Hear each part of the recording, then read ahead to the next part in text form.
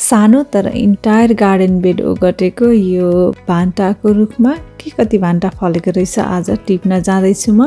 माथिबाट चाहिँ झ्याप्पै छोपेको हुनाले देखिँदैन, तलबाट हेर्दाखेरि चाहिँ निकै नै भान्टाहरू रहेछन्। टिप्न मिल्ने जति चाहिँ म टिप्दैछु। यो चाहिँ अलिक राम्रै देखिन्छ, यो चाहिँ अलिक सानो छ। त्यसपछि यसलाई राम्ररी हेर्दा चाहिँ यो तलबाट सुक्दै गएको रहेछ, सायद यसलाई किरा अथवा चराहरूले खाएर होला। यसलाई चाहिँ म फालिदिन्छु। अनि त्यसपछि यतापट्टि यो हाँगाहरू नुइएको छ, यसलाई चाहिँ भान्टाहरू टिपेपछि त्यो हाँगाहरू चाहिँ काटेरै फालिदिने मैले सोचेँ। अब यो लत्रेको हाँगालाई चाहिँ काट्दा नै ठिक हुन्छ। अनि त्यसपछि यता पनि अर्को रहेछ।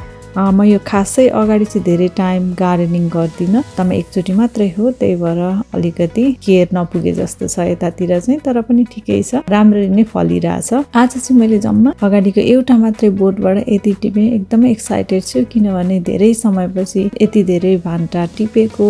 अब यसलाई चाहिँ तरकारी भन्दा पनि यसको चाहिँ अचार नै मिठो हुन्छ अथवा पकौडा बनाउँदा मिठो हुन्छ। यसलाई के गर्छु चाहिँ थाहा छैन, तर पनि यति हार्भेस्ट गर्न पाएकोमा म चाहिँ एकदमै खुसी छु।